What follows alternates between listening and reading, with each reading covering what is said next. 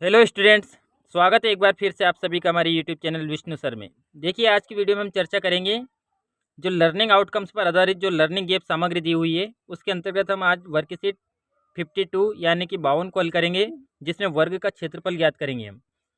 और इसके बाद में हम वर्कशीट 53 को भी हल करेंगे। तो आइए वीडियो को स्टार्ट करते हैं। और इससे पहले यदि आपने 1 से लेकर 51 तक की वर्कशीटों को नहीं देखा हो तो सभी का हल डिस्क्रिप्शन में लिंक दी हुई है, वहाँ से आप देख सकते हैं। तो आइए वीडियो स्टार्ट करते हैं। तो देखिए, यहाँ पर हमें वर्ग का क्षेत्रफल ज्ञात करना है। तो पहले वर्ग किसे कहते हैं?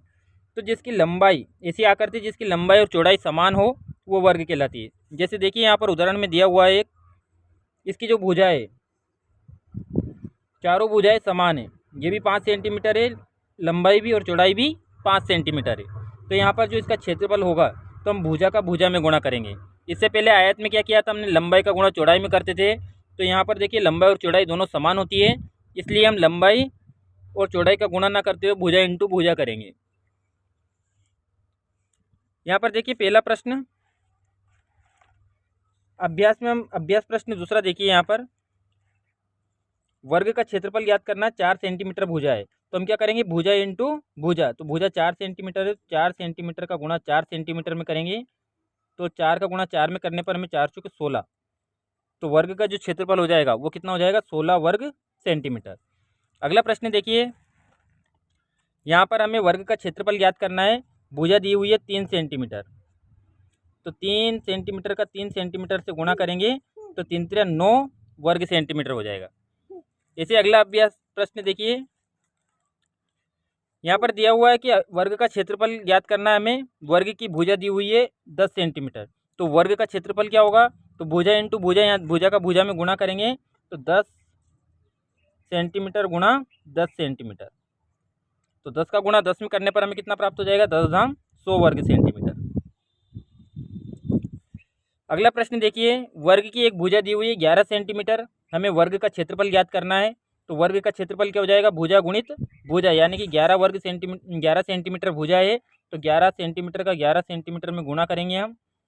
तो 11 का 11 में गुणा करने पर हमें प्राप्त होगा 11 का वर्ग 121 वर्ग सेंटीमीटर। अगला प्रश्न देखिए, यहाँ पर वर्ग की भुजा दी हुई है 2.5 सेंटीमीटर। तो देखिए, यहाँ 2.5 सेंटीमीटर का गुणा हम 2.5 से करेंगे। तो देखिए, 2.5 और 2.5 का गुणा 25 का इंटू 25 में करने पर हमें प्राप्त होता है 625। लेकिन यहाँ पर दो संख्या के पहले दशमलव है, तो हम दो संख्या के पहले दशमलव लगा देंगे, तो यहाँ हो जाएगा 6.25 वर्ग सेंटीमीटर। अगला प्रश्न देखिए, अंतिम प्रश्न। यहाँ पर वर्ग की भुजा दी हुई है 1 सेंटीमीटर और वर्ग का हमें क्षेत्रफल ज्ञात करना है। तो 1 सेंटीमीटर का गुणा हम 1 सेंटीमीटर से करेंगे तो हमें प्राप्त होगा, 1 का गुणा 1 में करने पर हमें 1 प्राप्त होगा। तो 1 वर्ग सेंटीमीटर। आइए अगली वर्कशीट 53 को हल करते हैं। देखिए, वर्कशीट 53 में हमें समांतर चतुर्भुज का क्षेत्रफल ज्ञात करना है। तो देखिए, समांतर चतुर्भुज किसे कहते हैं? तो वे चतुर्भुज जिनके आमने सामने की भुजाएं समान होती है वो समांतर चतुर्भुज कहलाते हैं। जिनके आमने सामने की भुजाएं समांतर होती है वो समांतर चतुर्भुज कहलाएंगे। अब यहाँ पर देखिए, समांतर चतुर्भुज में ABCD एक समांतर चतुर्भुज दिया हुआ है। इसका हमें क्षेत्रफल ज्ञात करना है। तो समांतर चतुर्भुज का जो क्षेत्रफल होता है वो हो जाएगा हमारा आधार इंटू ऊंचाई। हम आधार का अगर ऊंचाई में गुणा कर दें तो हमें समांतर चतुर्भुज का क्षेत्रफल प्राप्त होगा। अब यहाँ पर देखिए, आधार जो दिया हुआ है वो है 7 सेंटीमीटर। नीचे की जो भुजा होती है वो कहलाता है आधार, और इसकी जो ऊंचाई है वो है 3 सेंटीमीटर। तो यहाँ पर हम आधार का ऊंचाई में गुणा करेंगे तो 7 3 21 वर्ग सेंटीमीटर हो जाएगा। तो इस प्रकार हमारा जो सूत्र होगा वो हो जाएगा आधार इंटू ऊंचाई। आइए कुछ प्रश्नों को हल करते हैं। यहाँ पर देखिए, अभ्यास प्रश्न पहला। यहाँ पर देखिए, आधार जो दिया हुआ है वो है 5 सेंटीमीटर और ऊंचाई है 4 सेंटीमीटर। तो हम क्या करेंगे? आधार इंटू ऊंचाई, मतलब आधार का ऊंचाई में गुणा कर देंगे तो हमें समांतर चतुर्भुज का क्षेत्रफल प्राप्त होगा।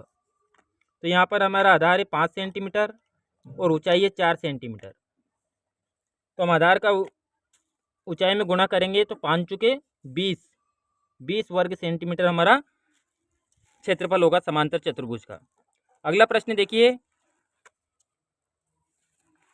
अभ्यास प्रश्न दूसरा देखिए कि यहाँ पर ऊंचाई दी हुई है 3 सेंटीमीटर और जो आधार दिया हुआ है वो है 6 सेंटीमीटर। तो हम आधार का ऊंचाई में गुणा करेंगे तो आधार 6 सेंटीमीटर है, ऊंचाई 3 सेंटीमीटर है।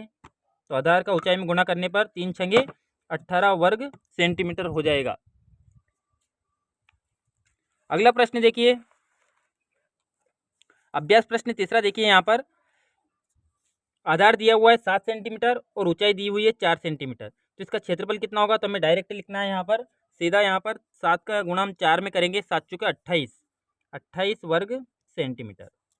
ऐसे अगला प्रश्न देखिए दूसरा, 6 सेंटीमीटर आधार है और ऊंचाई 4 सेंटीमीटर है, तो 6 चुके 24 वर्ग सेंटीमीटर क्षेत्रफल होगा। अगला प्रश्न देखिए, यहाँ पर जो आधार दिया हुआ है वो है 3.5 सेंटीमीटर, ऊंचाई है हमारे पास 2 सेंटीमीटर। तो देखिए 2 का गुणा हम 3.5 में करेंगे, तो देखिए 5 दूने 10 की 0 हो जाएगा, और 2 का गुणा 3 में करेंगे तो 3 दूने 6 और 1 कितना हो जाएगा 7, और एक संख्या के पहले दशमलव है, दशमलव लगा देंगे यहाँ पर, तो कितना होगा क्षेत्रफल 7 वर्ग सेंटीमीटर। अगला प्रश्न देखिए, आधार जो है वो है 2.5 सेंटीमीटर, ऊंचाई 1 सेंटीमीटर है। तो 1 का गुणा 2.5 में करेंगे, हमें कितना प्राप्त हो जाएगा 2.5 वर्ग सेंटीमीटर। तो इस प्रकार देखिए हमने वर्कशीट 52 और 53 में वर्ग का क्षेत्रफल और समांतर चतुर्भुज का क्षेत्रफल ज्ञात किया। वीडियो अगर अच्छा लगा हो तो लाइक करें, चैनल को सब्सक्राइब कर ले, जिससे आगे भी आप तक हमारी वीडियो पहुँचती रहे। Thank you.